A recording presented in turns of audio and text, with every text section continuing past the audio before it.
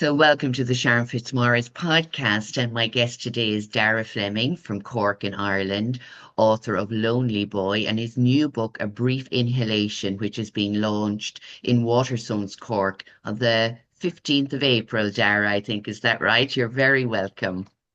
Yeah, thank you for having me. You're spot on. Yeah, we're it's always a strange time when a new book's coming out because you kind of have to take off your writer hat and put on your kind of PR hat. Yeah. And I think writers in I suppose as a generalization, we're not the most extroverted people. So this part of the job is a lot more difficult. Yeah. And you know what? It's a great learning curve, though, as well, isn't it? To put yourself out Mm, and talk about your story and where your inspiration comes from. And it gives, I suppose, the readers a sense of you as a person, because, because I've written books as well, and people say, "Oh, I read your book, and then I met you in person." And it's like they get to see you, not just online, but even hearing you speak about different things as well, it gives them a great insight into you as well and your own mm, personality. And we'll go deep into where your writing began because it is an amazing story, Daragh. As I said, there's so many amazing people out there sharing where and why they started. And sometimes the journeys aren't always nice beginnings, but mm. where you are now is a testament to you being so open and being a great advocate for mental health and I suppose breaking the silence or the stigma around mental health and what it looks like. Mm. So if we go back to young Daragh, because that's really, I suppose, where you would share where your story kind of started with losing your friend at 17 years of age, Daragh. And Mm. just a trigger warning for people that we are going to be talking about suicide, just in case anybody, as they start listening to this, may want to stop, take a breath, pause it, and come back in a little while. So, Daragh, over to you. Tell us about your friend, Irby. Yeah, and it's really important to give that warning because as comfortable as I am talking about it, I wasn't always, and sometimes it's not easy to hear. But yeah, Irby, it's interesting like how my writing life intertwined with his and what happened to him kind of caused me to come back to writing.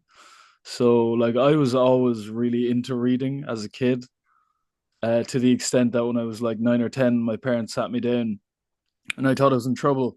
And they were like, "You have to join a library because we can't afford to keep buying books."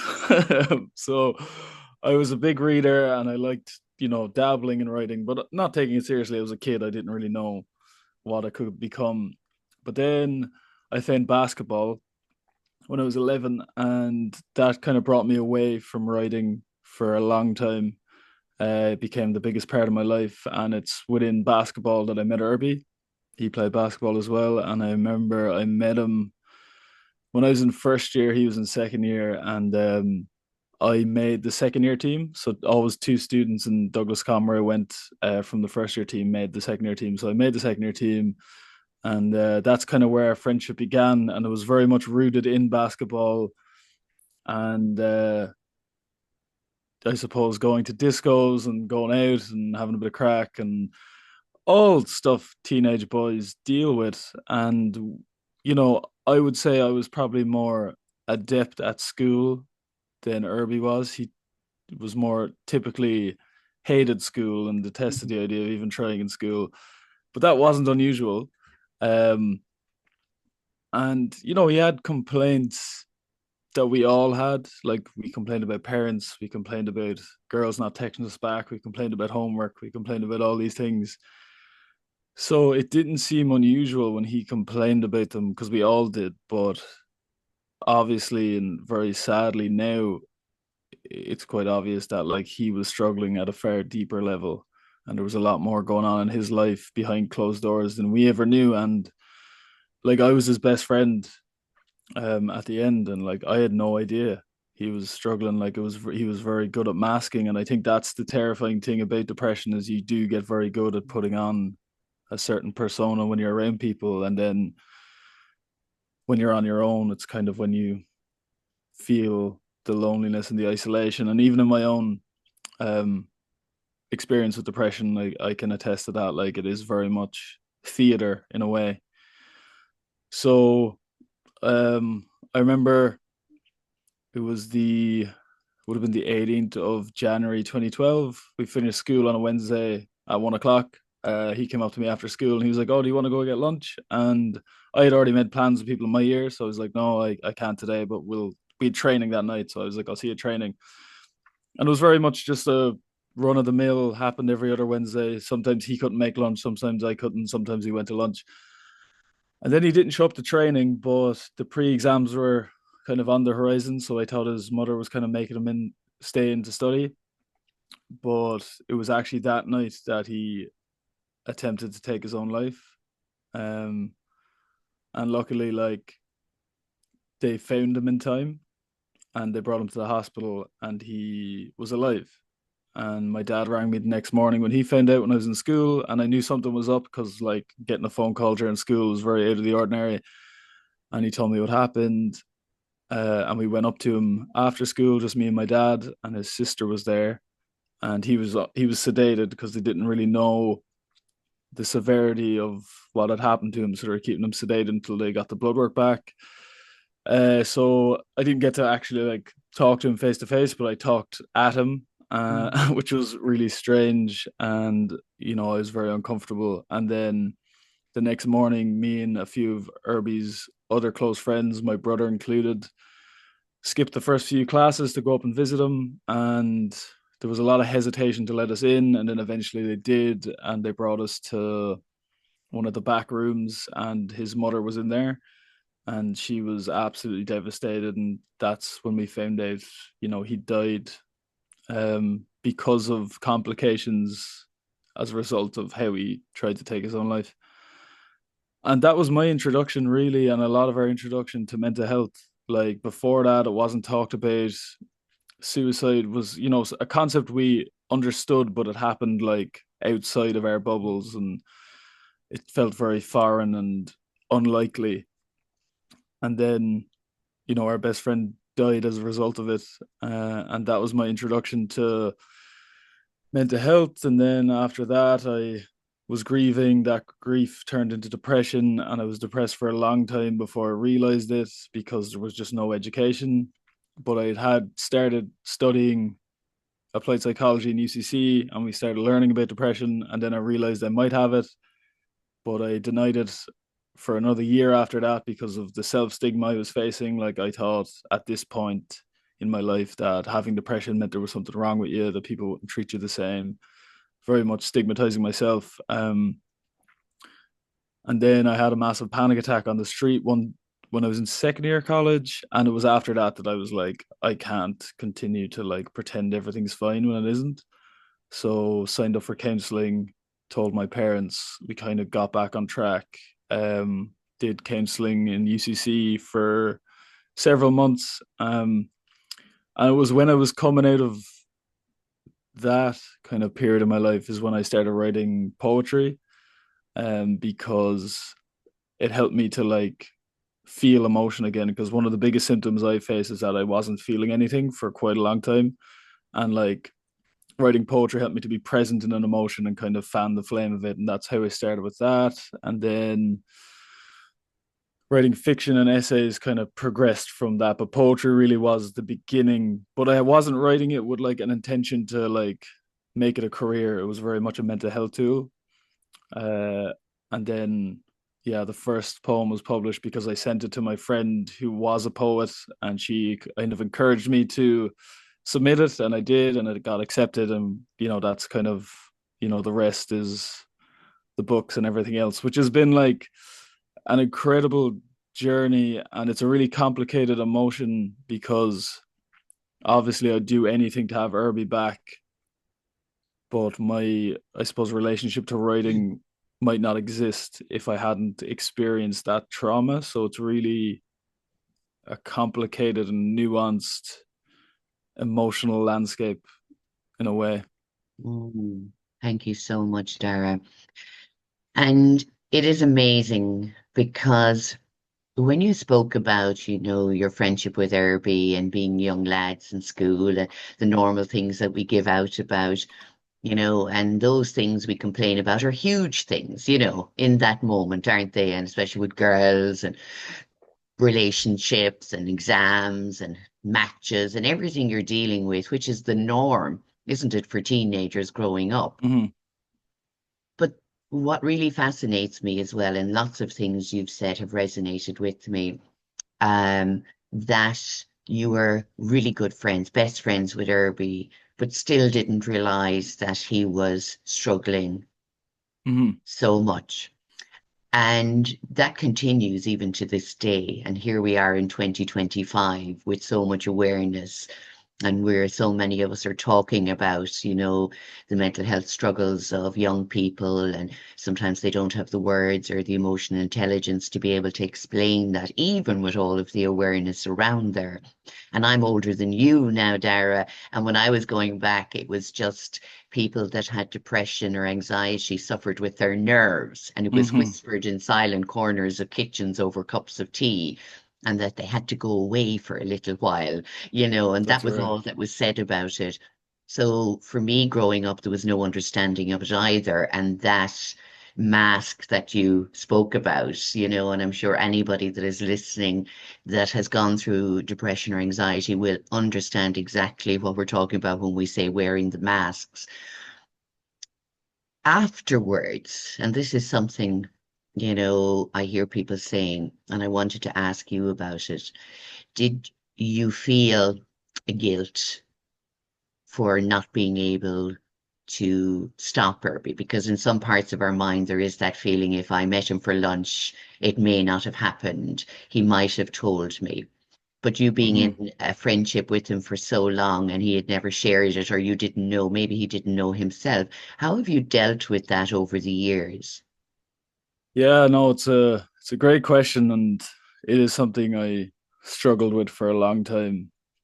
Um, because of the what ifs, like what if I did go to lunch? Would he have said anything? I mean, if I'm to go on the history of our relationship, I would say maybe not, because he hadn't said anything before, and maybe he just wanted a distraction, but maybe he would have. And it's that like uncertainty that did haunt me for a long time.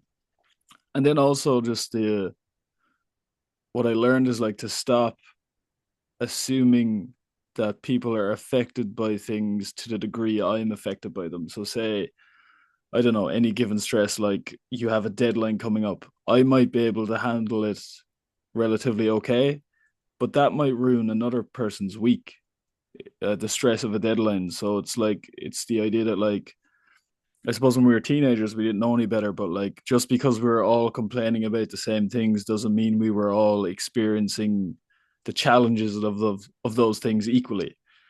Um, because some of us complain just to join in the complaining, and it's a bit of crack, and other people might have really been struggling, and just to be aware of like the degrees to which people can struggle with things that you might find easy to deal with.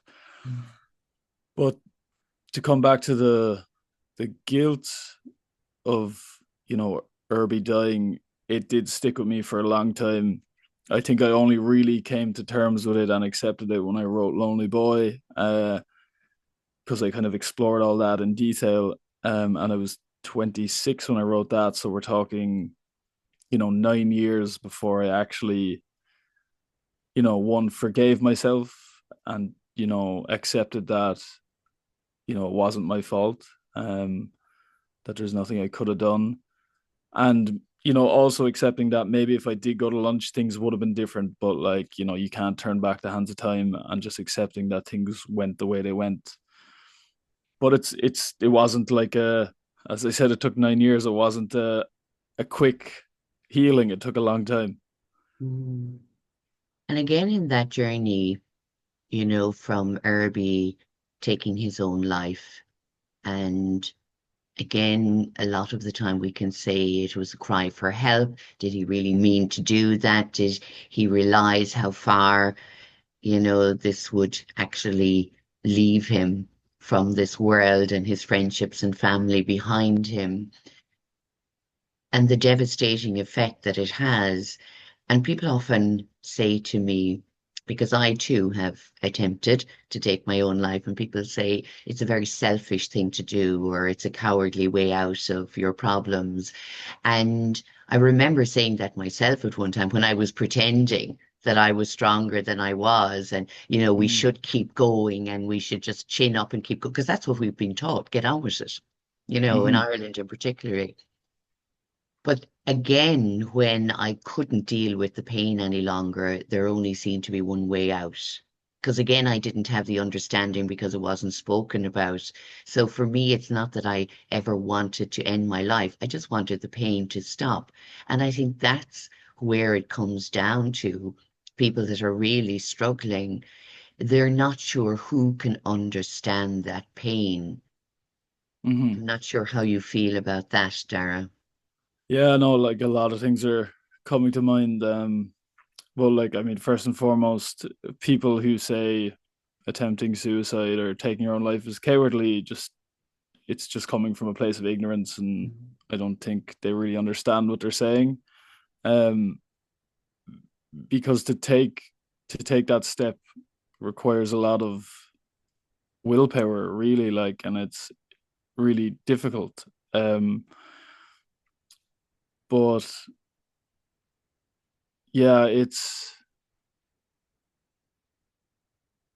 I suppose like the way yeah, it's weird because I think like as you said, people always tell you to, it's kind of like a social media mindset guru type of thing where they're like, oh, you need to have a positive mindset and you need to get your chin up and you need to like get through this. And that I think when you're struggling, that kind of rhetoric makes you feel a lot of shame Mm. because you can't keep the chin up and you can't have a positive mindset and do your mindfulness and your meditation because you're really struggling.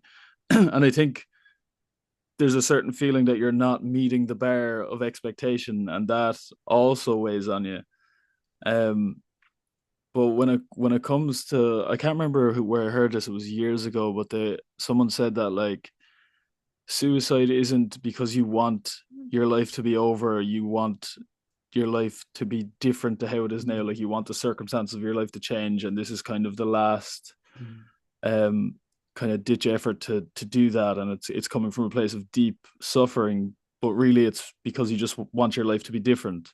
Mm. um and I think that quite tragically rings true for Irby as well, because there was a point over the 2 days after he attempted to take his life that he was awake, and he did say something along the lines of like, I don't want to die. It was a mistake. I don't want to be dead. Like the kind of reality of what he did set in, and then he ended up dying anyway, which is absolutely like heartbreaking and devastating to hear that like someone who's attempted their own life understands the weight of it, and then they still end up dying. It's really that was really tough to hear at the time, and still not easy to think about. But yeah, to say it just really annoys me when people are like, "Oh, it's the coward's way out," or "It's a cowardly thing to do," or "selfish." People say it's selfish quite a lot as well, and like, I just don't think they understand the mindset people who are like suicidal are in, because it comes from my understanding. It's like they truly believe that the people around them's lives would be better if they weren't here. So in that sense, it's quite a selfless act because they're like, I'm taking out the cause of everyone else's problems, which isn't true in any degree, but that's the thought pattern. Mm. So it's not really a selfish act at all from the mindset, from the kind of, you know, yeah, the suicidal mindset isn't being selfish, it's being selfless, but in a very destructive and not good way. Yeah. And it is that thing you said as well, when we talk about depression, and you said, um, it's for me, it's not pretending anymore. I can't pretend to be that shiny, happy person and put on the mask and do that for everybody else because it's everyone else's. You're living up to their expectations of who you should be. It's when you suddenly become the realest form of yourself. And Mm, people may see that as a very vulnerable or even a weak state. But for me, it's kind of like you start showing up as yourself, even in that vulnerability, and you become the strongest version of yourself because you're speaking your truth, you're speaking from your heart, you're speaking from the depths of your pain, and it becomes so real for you that you can't Hmm. be anything else. Yeah, You yeah. know, and that's what I feel like every time I see you online, because that's obviously where first saw you was online on Instagram. And something, and I always say this to my guests, if something captures my attention, you know, and it has to, I'm not just scrolling needlessly. I'm looking at content that I'm learning something from. It's doing something in my brain that resonates with me, and I want to find out more, and I get curious, and then I listen and watch more. And I really found it fascinating. And even, I think it was this week, you were on Instagram and you were reading um something, and the line that stuck out for me was, I have to find it here because I wrote it down in a hurry, Dara. So forgive me if it's not word for word. No problem. But this game is rigged, Hmm. and what is it? Part of a system that was never designed for a mind like yours. Wow, that just hit me. I mean, it hit me so hard, where I went back to, why were you trying to be the same as everybody else? Is our Mm. mind, each person's mind, not unique in the way that it thinks, the way we speak, the way we feel, the way we show up in the world? And why do we want to be the same as everyone else? And it was living to conform with the others was never meant to work out. I mean, that was so powerful, Well, thank you very much. really Um, powerful. yeah, I think I like that piece. Is when I wrote it, like it's very much speaking to artists, and how it's very difficult to like make a living from art. And then I'm questioning whether we should even have the expectation to make a living from art, especially in a kind of, capitalist world where it's more about making money than making people feel things or making people feel connected. You can't, unfortunately, you can't monetize connection or real connection anyway. Obviously, you can monetize Instagram if you Mhm. want, but um, yeah, and just talking, like, just kind of trying to understand the role of the artist, and the expectations artists have, because obviously we live in the society we live in, so artists are also conditioned to, like, I should be earning more money, I should be buying a house, I should be doing this and this. um but the reality is, like, if you are an artist, it's quite difficult to, like, and I hate the term earn a living because it implies you don't deserve to be alive unless you're making money. But Mhm. anyway, that's a whole other thing. Mm. uh, but yeah, that, like, we we exist as artists, and therefore your life, unless you become, like, the one in a million, like the Sally Rooney's, JK Rowling's, you're kind of going to be, like, struggling for a long time until it becomes sustainable. And that's been my experience as well. Like, I did a lot of work for free for 8 or 9 years before I started making some bit of a living off like the writing. And just to, like, accept that, like, if you are an artist, you're you're not you're not designed to fit into the capitalist system, and that, the I suppose, the metrics for success for people who work within that system are different to the metric of success for you as an artist. Because while you mightn't make your six-figure salary, you've affected people, and you've moved people, and you've caused people to think in different ways, and you've created connection, and those are the metrics of success, I would say, are important for art. But we're still kind of beholden to the capitalistic metrics at the same time, so it can be very confusing. Yeah. And I think that goes for a lot of people. And again, I go back to what we're supposed to do, and to grow up, to get married, build a house, have the job, have the Hmm. children, do this, do that. It's again, people are still, expecting themselves at some stage. So when anyone stands outside of the box, they're seen as, oh, different or arty or Mm. whatever. There's these terms used, and I find it extremely amusing because I Hmm. think again like that, and I didn't see it as, obviously I knew the poem was about that as being an artist, but for me it was like that the system is not designed for most of our beautiful souls. Hmm. That it is a system that we've been conditioned or programmed to be almost robotic, going to school, going to college, doing everything. And then it doesn't look at the problems and issues that an individual has, Hmm. and that one label of anxiety or depression, this is the way they act, or this is the way they should be if they're depressed. And as we said, depressed is not about being sad all the time. Depressed is mostly not feeling anything, isn't it? It's not being Hmm. able to feel those emotions. So if we look at the whole general population, and if we were all the same, Darren, and we didn't have beautiful people that were sharing their art form, sharing their experiences through words and song and poetry, where would we be in this world? And unfortunately, when people have to go through a traumatic experience like you did in losing Irby, your best friend, the creativity was nearly exploding inside of you Hmm. before you realized this was an avenue to you being able to help heal yourself and Hmm. also help others heal with spoken word and with your books, and showing them that it was okay to show up and speak about the vulnerability, and it was okay to be different, and it was okay not to fit into the system.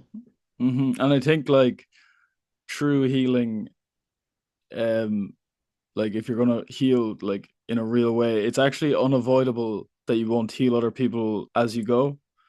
Um, but to come back to you're spot on. Like obviously, I was talking from the perspective of artists, but I think it does apply to everyone because like the main thing people are conditioned to base their value on is productivity.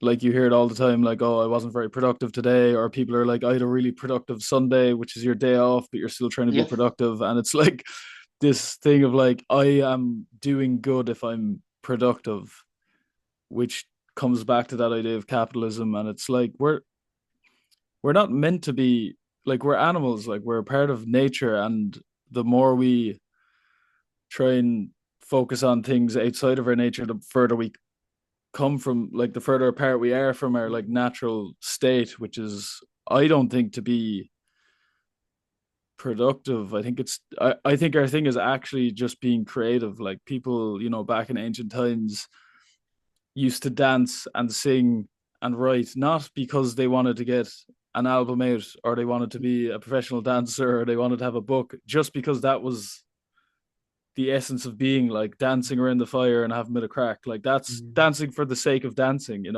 rather than being like, I need to train 6 hours a day so I can get this gig or whatever. Like we're very much focused on productivity, and I think that misses the point of why you're engaging with what you're engaging with. Because for me, and I hope this remains for the rest of my life, like I've been writing now like professionally for 8 or 9 years, but my favorite thing is still the actual writing.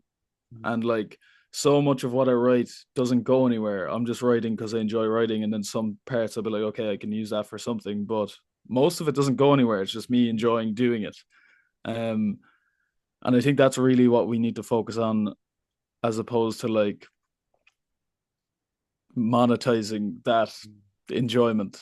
Yeah. Um, but unfortunately, the reality of the world is like you can't live without money, and you have to make money a certain way, which is why I'm kind of like saying to artists, like I think a lot of writers I know think they're not real writers unless they're doing it full time. Mm. And the thing I try to tell them is like most writers of, the ones that are famous, have full time jobs next to their writing, like because Mm. it's unsustainable otherwise. So it's just to not put so much pressure on the productivity aspect and actually enjoy what you're doing. Yeah, definitely. And I want to go back to Lonely Boy because that was your first book. And maybe the process or the starting or the reason for it. I know being Irby passing. And I know when I was writing my first book, there was never an idea that I was going to publish it. It was just for me. And that's why I loved when you said, write for yourself, and pour your heart and soul into it. And I did. I poured everything into it. And then, of course, obviously, I had to redraft the whole lot because I was like, that can't go out into the public. They couldn't read all of that. It's too dark. But it was kind of like the experience of what I'd gone through, but also the healing I'd found and what had helped me and what I'd learned from that whole experience, that it wasn't Hmm. just this awful thing in my life, more than Irby. It's what we learn Hmm. about ourselves, where it brings us, even though we've had this awful traumatic experience or experiences. So was Lonely Boy, I suppose, the healing process for you, or did you have an intention to write the book about your experiences? No, I think very, very similar to you. Um, it started as like it's a journal. I was just journaling. And the reason I started it, it's weird how much that, because I didn't start as a book, so there was no intention for it to be about anything. But how much that book became about Irby is interesting, because the reason I started the journaling practice to begin with is because I wasn't able to like maintain a long-term romantic relationship. I always kind of ran from stuff and I was very anxiously avoidant. And at a certain point, I was like, I'm the common denominator in all this. So there's something going on with me that's causing this. So that's why I started the journaling. And then as I was writing about that, other doors opened up and other doors. And then maybe after a month or two, I had like 20,000 words in this Word document. And I realized there were different themes coming up. And then I was like, okay, this could be potentially a book now, but it really started as like, I need to figure my own shit out, like really and truly. Yeah. Uh, but then when it was finished and like, the publisher picked it up, I remember saying to my editor one day, I was like, even if this never got published, it was worth doing because the amount I learned about myself from doing this is incredibly valuable. And it was kind of the first time in my life where I felt like fully secure and comfortable with who I was. Because my whole life up until that point was like a lot of masking. Like when I was depressed, there was masking. But equally, when I was a child, like I was never into the typical stuff other boys were into. Like I was never into football. I didn't care really about sport, but I was always wearing like soccer jerseys and playing soccer, but I didn't care about it. So I was masking the whole time. And I was never really like comfortable enough with myself to be myself. Mm. And it was only when I finished Lonely Boy that I was like, okay, I think we can just be who we are instead of pretending to be all these different versions of myself. So that was like huge. And then, as I've always said, the book being published is just the bonus. But I Mm. think the real value for me came from the actual doing the work.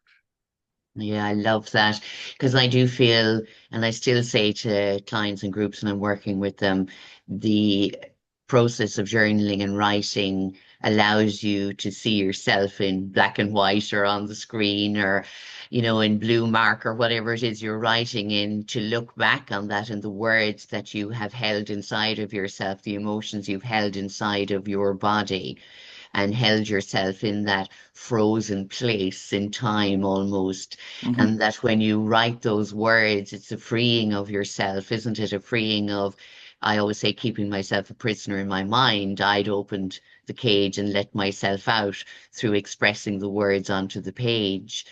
Mm-hmm. So I always, and I love that you've said that, that connection to yourself, seeing yourself clearly through the writing.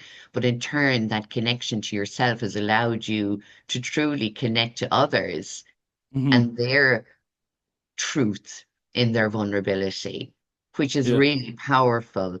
And that's what I believe writing, you know, any kind of creativity, art, where a painting, you'd look at it and somebody sees nothing, but you can look at it, you can see so much depth and you can feel it in your body. And the other Mm-hmm. person is looking at you going, how can you see that? It's again, it's where we're coming from, isn't it? And where we are in our lives. So the Mm-hmm. story of you, and particularly again, and I'm not, you know, making this about gender. But in our society, especially I suppose in Ireland, males have been taught to suck it all in, Mm-hmm. you know, Absolutely. and be strong. And Yeah. boys don't cry, and Mm-hmm. where your words have this opening, and that's why I've been very drawn lately to a lot of male artist speakers, people that are coming out and advocating for, mental health, whatever they've gone through in their lives, then more men are sharing openly, Daragh, like you. How important is it? Now you are this age, but if you look back to your 17-year-old self, which wasn't really, a lot of things weren't being spoken about it, you didn't learn about it in school. How important is it now for those 17-year-old young men, we'll call them, and girls, to hear you speaking about your story? Um, not even me in particular. I think, it is a rising tide lifts all boats. But I think what tends to happen is like there's a lot of factors at play. There's social media, there's celebrity culture, there's lots of things at play. But like we've come to this, like, I feel, subconscious understanding that we're not meant to be flawed, and if we have flaws, that there's something wrong with us, and we should hide our flaws at all costs. Mm. And a lot of the work, because I don't want to, like, I suppose, brush over, and this is probably the same for you as well. When I was writing Lonely Boy, there was a lot of difficult things I had to write about as well, Mm. like the part I played in hurting other people, the parts where I might have been the villain in the story as opposed to the hero. And like, you do have to, accepting yourself also means accepting the flaws. Mm. um because if you don't accept the flaws, and you don't know what to aim at to work on, you don't know how to, like, improve yourself, or work around your own flaws if you don't know they exist, or if you're denying they exist. So I think young people hearing people like me and people like Brezzy and Blind Boy Mm. and the two Naris, and there's lots of men now, which is really fantastic. It's just, I think the main value is like seeing people as the whole version, rather than the social media version, rather than the highlight reel, rather than the look how successful I am. It's like there's the success, and then there's also the days where you can't get out of bed. Mm. There's the reality of life isn't just all the good parts. There's good and bad parts, and it's learning how to enjoy the good parts and endure the bad parts, Mm. and seeing life from that. Because I think if you grow up not hearing about this stuff, you think life is going to be easy and you're going to be special and everything's going to work out. And then when the bad days come, you don't know how to deal with them, Mm. because you've never even considered that there might be bad days. So it's just getting them ready for the reality of the world, like, and being able to understand bad days will come, and knowing how to deal with them, and Mm. knowing that bad days don't last forever and sadness doesn't last forever, but neither does happiness. No, They're it's all they're all, fleeting. yeah, they're all fleeting, but understanding that, like, negative and positive emotions engage with you the same way, and that, like, I I always say this, like, when we're having a negative emotion or a negative experience, we're terrified that it will last forever. Mm. Like, even when it comes to like depression or like deep sadness, we're like, this is how it's going to be forever. But when we're happy, we almost know intuitively that it's going to go at some point. And I think if we can get to that understanding with the negative emotions too, Mm. bad days won't seem as severe, because even if you have a bad day, the next day mightn't be a great day, but it'll be less bad, and then Yeah. less bad, and then less bad, and then suddenly you're having a good day again, and then that cycle will continue. And it's just to understand that. But just, yeah, like, for young men, I think it's really important to hear other men just talking about their emotions. And Andrew Porter has famously said, you can be strong and vulnerable at the same time. And what kind of that image evokes for me is like, in ancient times, the strongest warriors ran into battle with no armor on. They were the most vulnerable physically because they were the strongest. And it's kind of like, the more vulnerable you are, the stronger you are.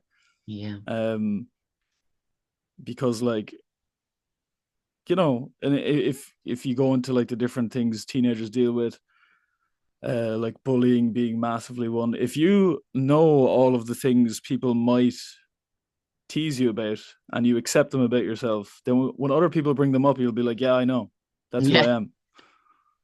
It's kind of like, no one has any bullets against you if you know where all the bullets are.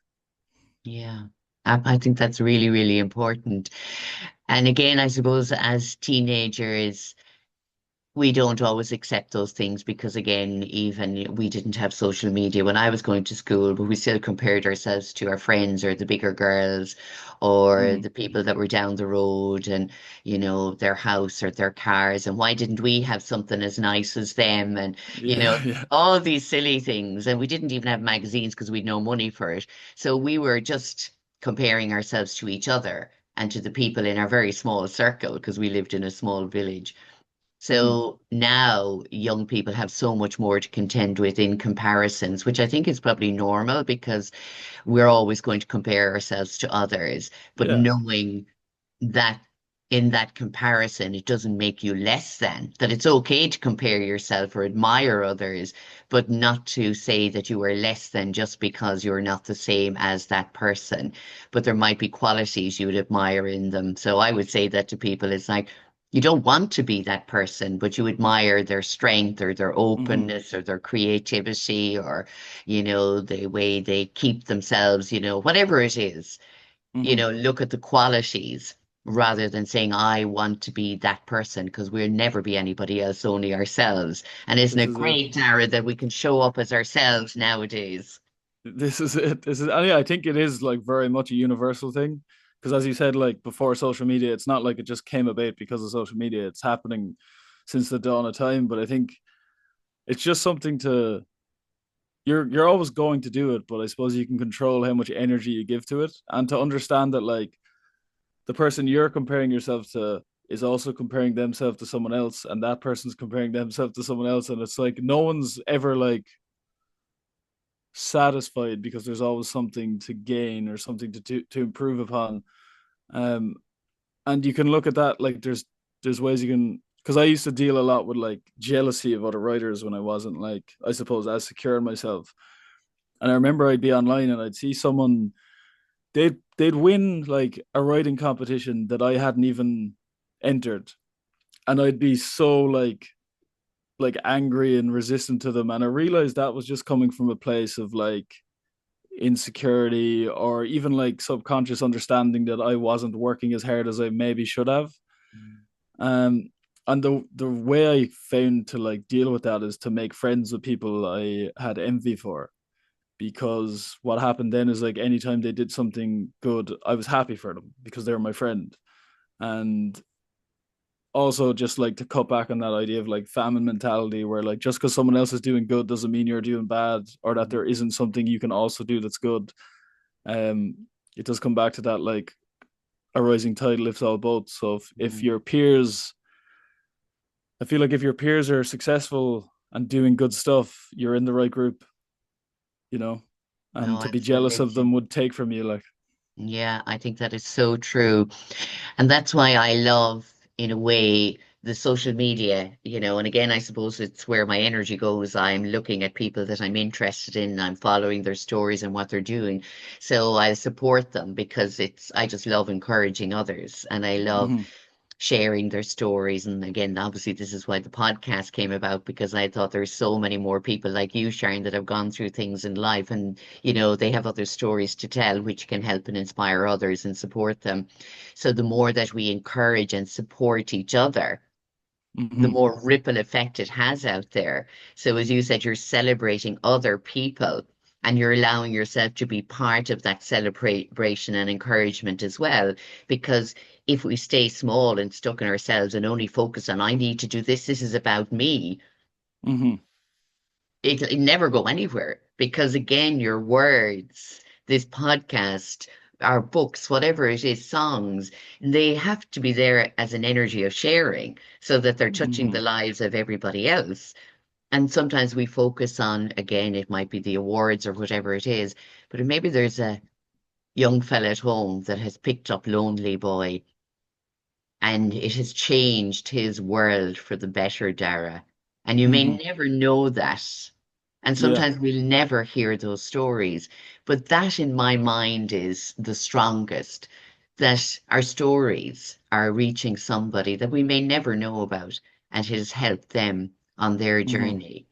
Because we've Yeah. loads of people that are very vocal and they'll tell us and they'll comment on everything, you know what I mean? But maybe there is a young fella or a young girl at home and they've listened or they listened to this podcast or they've read Lonely Boy or they've heard you in your TEDx talk and they're going, wow, that's really hit me today. And it's Hmm. made them consider where they are and how they feel. Isn't that the most important connection ever?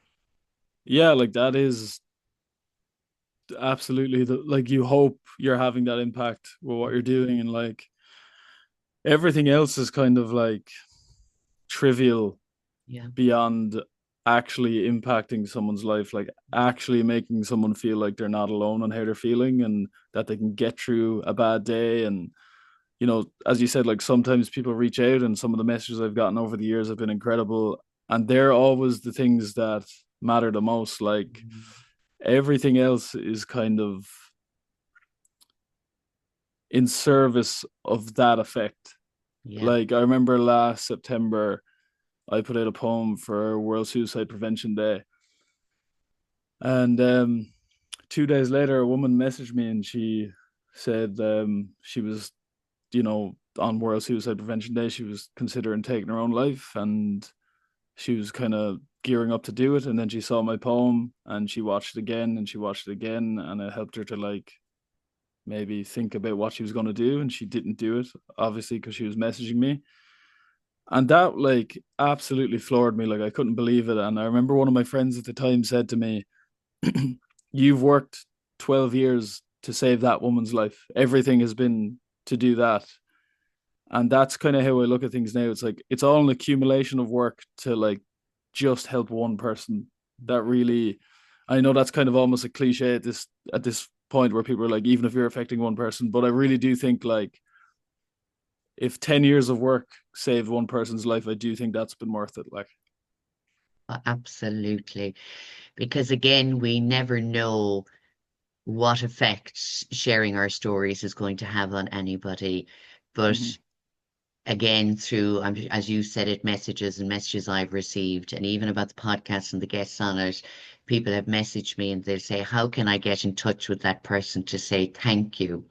mm, They've really touched my heart today and made me think about my life very differently.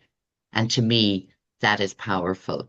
And it's mm-hmm, again just from a conversation, from me asking Daragh Fleming to come on my podcast so he can share his world, his story, his life, his dreams and passions, and that somebody else would be listening to this, Daragh, and going, wow, maybe I could do that. Maybe I could start writing today. I know there's poems inside of me. I know I have so much to share. And it's not mm-hmm, about all the success and the awards. It's about touching the lives of others. But first, touching your own life and connecting back into who you are and showing up as yourself. And that is your greatest gift to yourself because we're stealing or robbing our lives of our authenticity when we're pretending to be something else rather than who we are or how we feel in that moment. And I think that's a mm-hmm. gift that you have given to all of us that have seen you on Instagram, that you show up as yourself, whether you think it's silly at times or not, or you're sharing your poems and all the vulnerability. Every part of it is you.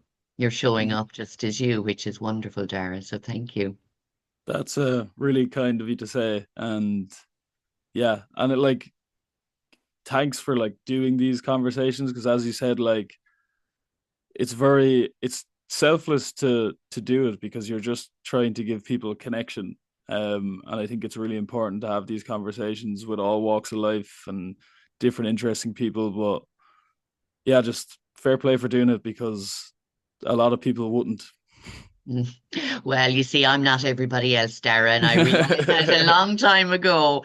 And I always, like you said, and it's very interesting because so much of what have you said has really resonated with myself, my own personal journey.